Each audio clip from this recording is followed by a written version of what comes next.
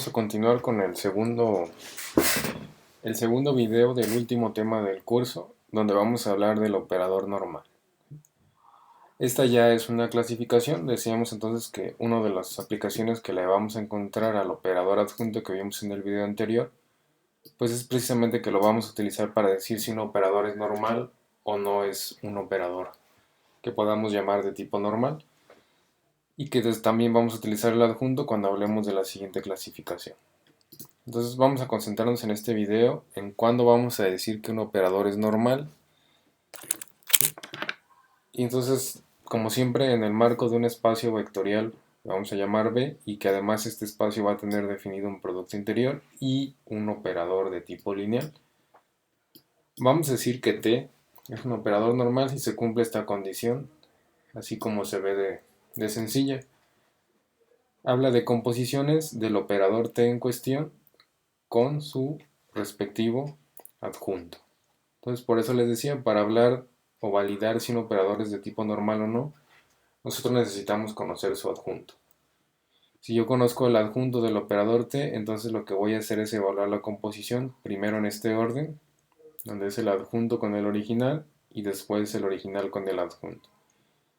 Entonces hay que regresar al tema número 3, cuando nosotros realizábamos composiciones que se tenían que cumplir ciertas condiciones. En este caso las condiciones pues sí se van a cumplir porque estoy hablando de operadores lineales, entonces están definidos en un mismo dominio y codominio. Entonces siempre van a ser composiciones que se van a poder realizar, en eso no habrá ningún tipo de problema. Hay que verificar entonces nada más que me dé lo mismo si yo evalúo la composición en cierto orden o si altero el orden de esa composición. Y entonces si se cumple que sí me da lo mismo sin importar el orden, la conclusión es que el operador sí es normal. Ahora, esto si yo lo quiero resolver mediante reglas de correspondencia. Evidentemente, si ustedes se acuerdan, la composición también la podíamos resolver mediante un producto de matrices. Y entonces yo puedo reescribir esto que tengo aquí en términos de matrices y decir que yo voy a multiplicar a la matriz asociada al operador T por la matriz asociada al operador adjunto de T en ese orden. Y eso me tendría que dar lo mismo que si yo multiplico a la matriz asociada al operador adjunto por la matriz asociada a T. Si me da lo mismo en ambos productos matriciales, entonces el operador es normal. Ahora aquí hay una nota que ya nosotros podemos inferir porque viene desde el adjunto. Dice, debido a que para cada producto interior considerado el adjunto es distinto, a lo que ya platicamos mucho en el video anterior, un operador puede ser normal respecto a un producto interior y no serlo respecto a otro. ¿Sí? ¿Qué significa eso? Bueno, si yo resuelvo todo esto para cierto adjunto, ese adjunto está asociado a un producto interior. Si yo cambio el producto interior, evidentemente va a cambiar el adjunto. Si cambia el adjunto, entonces el operador podría dejar de ser un operador normal. Entonces, el hecho de clasificar a un operador como normal también es dependiente del producto interior, y la razón es que depende del adjunto y el adjunto depende del producto interior. Entonces sigue cobrando demasiada importancia el producto interior en el que estemos trabajando. En este tipo de problemas también va a ser esencial que se nos permita conocer para qué producto interior vamos a resolver el problema. Así es el producto interior usual. Para evitar ambigüedades, el problema nos tiene que decir para el producto interior usual. No es como cuando a veces no nos dicen para qué base y nosotros podemos decir, bueno, si no me dicen para qué base, yo propongo la base canónica. Aquí sí nos tienen que decir explícitamente para este producto interior o para el producto interior usual, para que entonces tengamos claridad respecto a qué vamos a trabajar. Y entonces siempre va a cobrar importancia porque en este caso cambiaría el adjunto si me cambio en el producto interior, y podría resultar que el operador deje de ser operador de tipo normal. Entonces la condición es bien sencilla. Aquí yo creo que sí es un poco más ágil si trabajamos con matrices, sobre todo si ya conozco al operador adjunto. Si ya conozco el operador adjunto, yo puedo trabajar con la matriz asociada a ese operador sin necesidad de que se trate de una base de tipo ortonormal, porque lo que voy a resolver aquí es una composición. Si yo trabajo con matrices referidas a las mismas bases, entonces sí puedo realizar la composición. Entonces vamos a hacer este ejercicio, ¿sí? Disociar el espacio vectorial complejo, recordando que cuando nos dicen espacio vectorial complejo, pues significa que eso está definido sobre un campo de números complejos y que todos los escalares que utilicen mi procedimiento tengo que tomar en cuenta que podrían ser números complejos en la generalidad de los casos. Con producto interior usual, se fijan, ya nos están diciendo para qué producto interior vamos a resolver este problema. Y se evalúe si el operador lineal T, con dominio y codominio en ese espacio vectorial, es un operador de tipo normal. Y nos están dando al operador lineal T. Entonces vamos a resolver este problema. Vamos a interpretar entonces qué información conocemos y qué necesitamos. La pregunta es bien sencilla. Nos dicen decir si este operador lineal T es un operador normal. Y también nos dicen para qué producto interior, que ya platicamos mucho, que es importante que nos digan para qué producto interior y nos están diciendo que utilicemos el usual, en este caso el usual obviamente en el espacio vectorial C2, que ahorita vamos a recordar cuál es.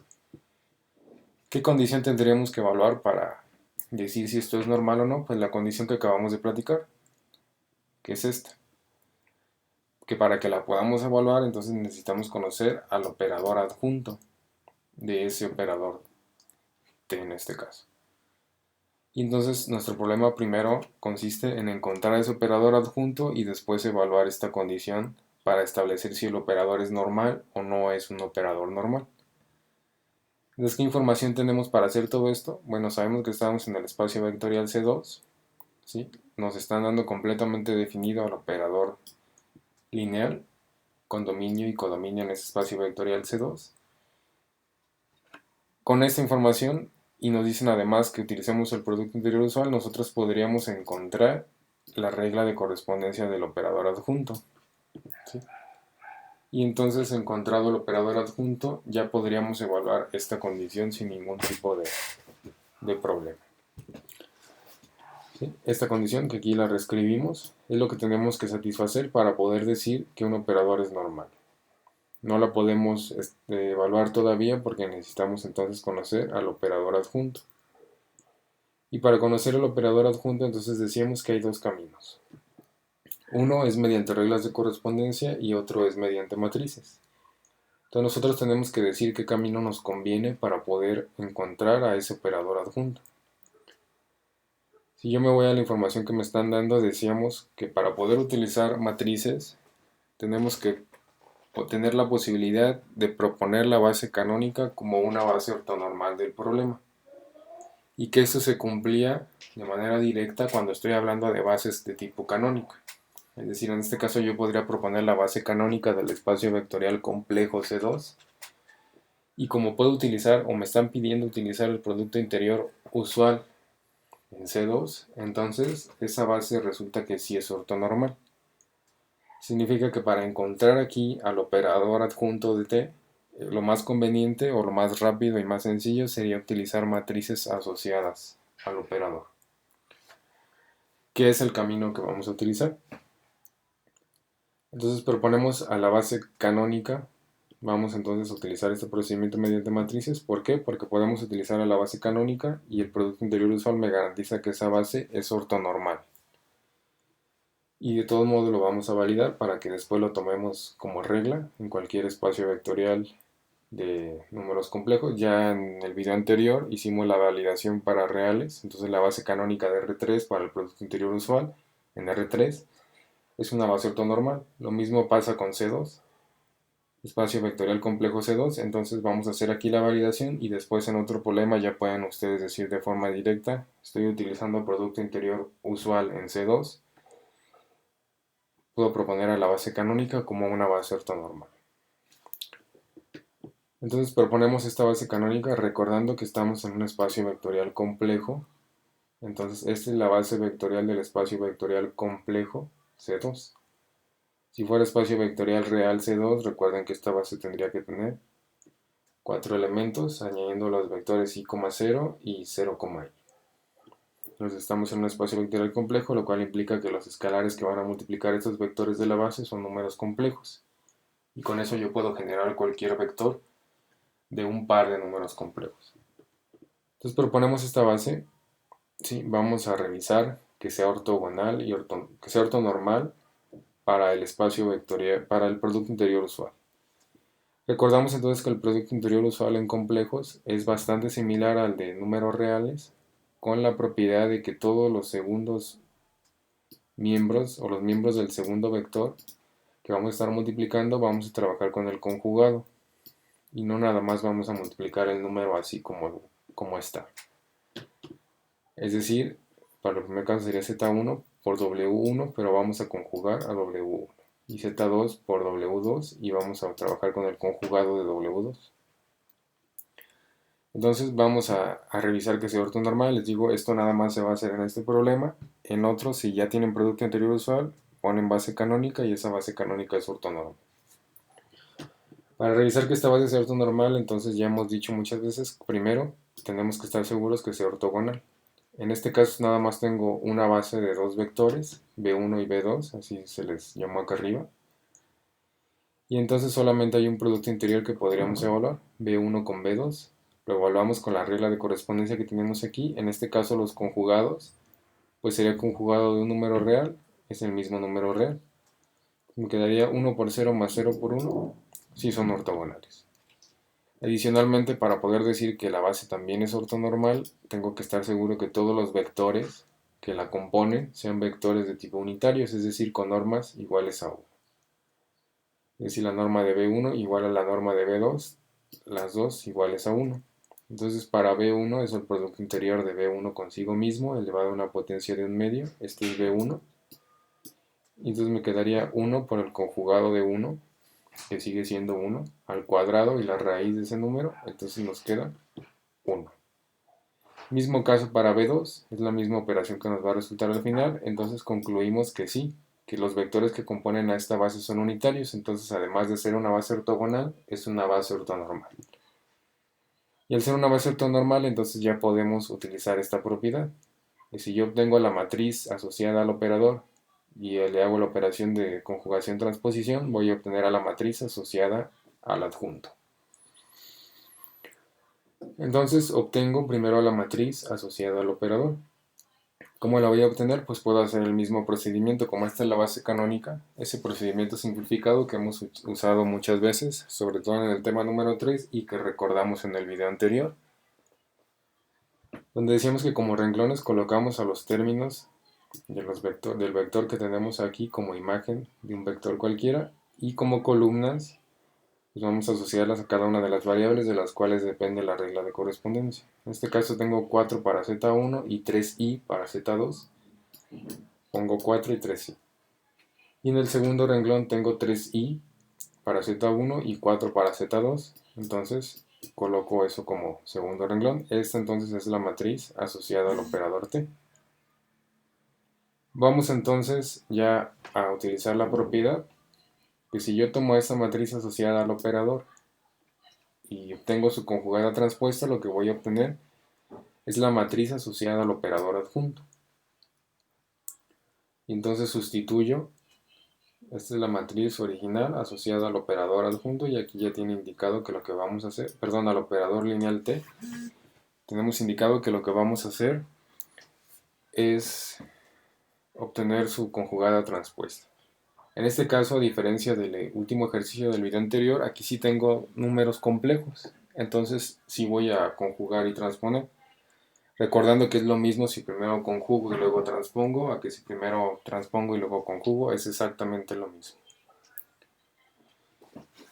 Para este caso, que es una matriz simétrica, la transpuesta va a ser exactamente lo mismo. Entonces sí podríamos deshacernos de la conjugación y solamente, perdón, de la transposición y solamente trabajar con la conjugación.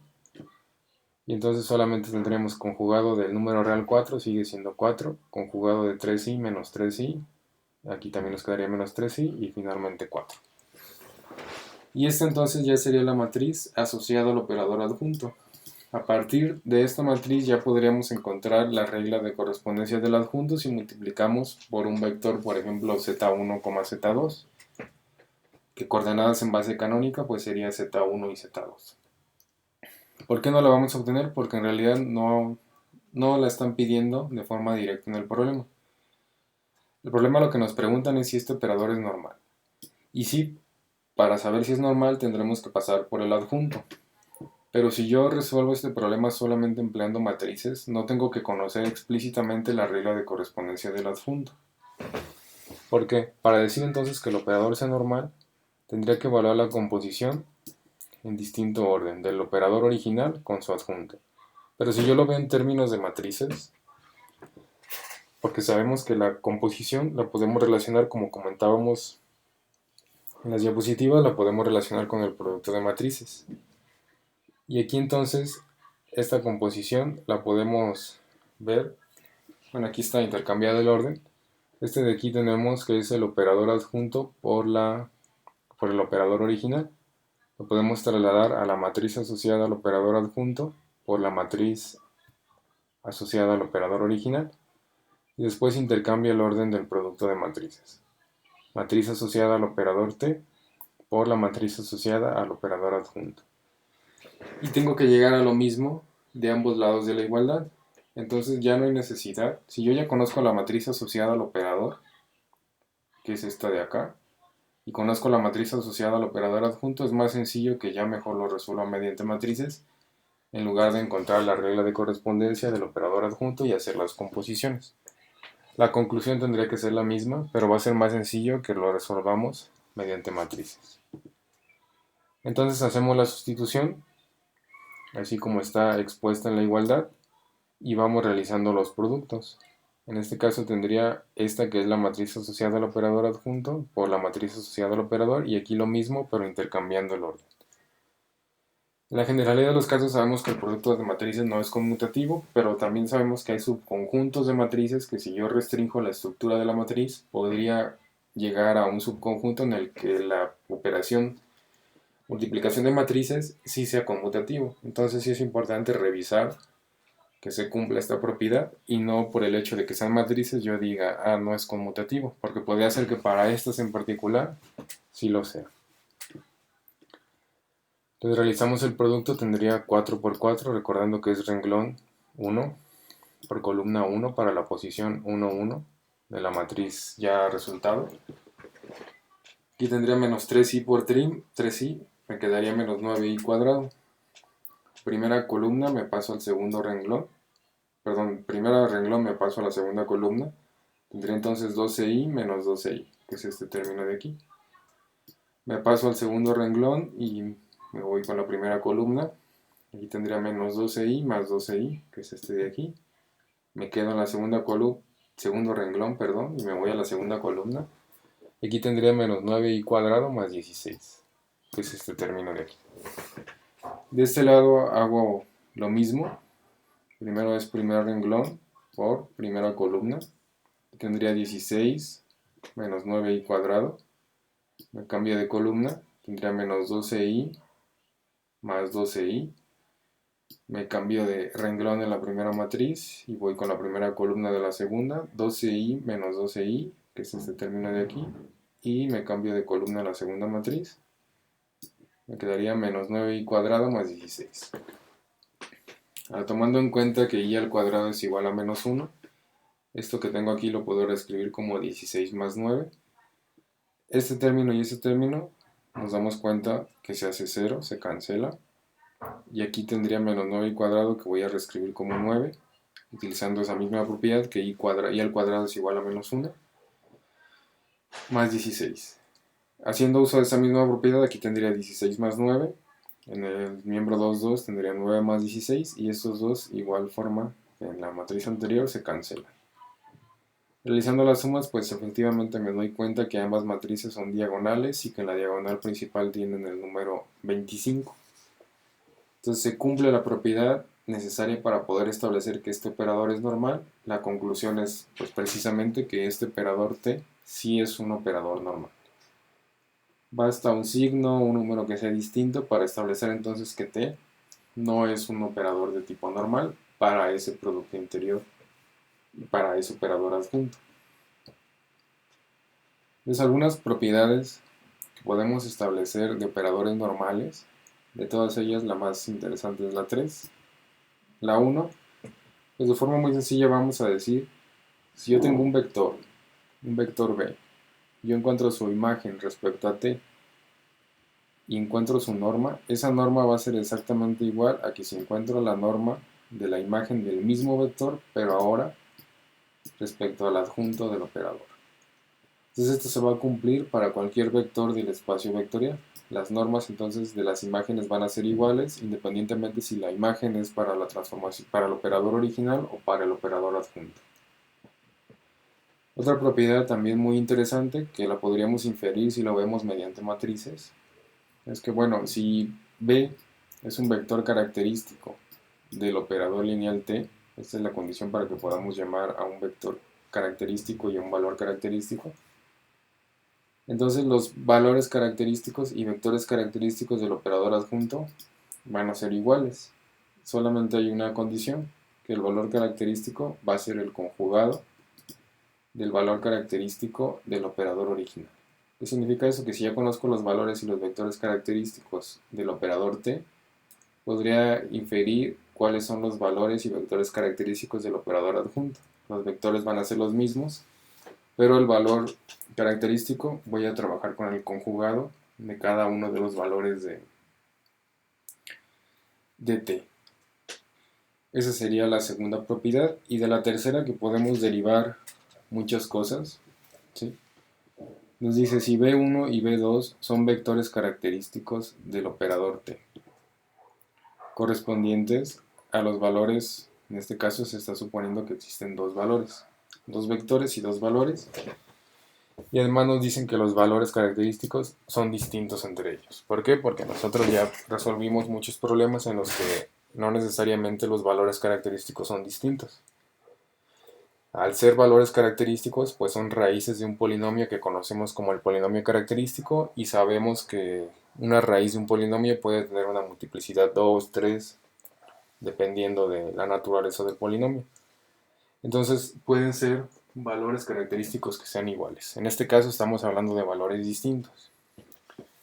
Dice entonces se cumple lo siguiente, que el producto interior del vector 1 con el vector 2 es igual a 0.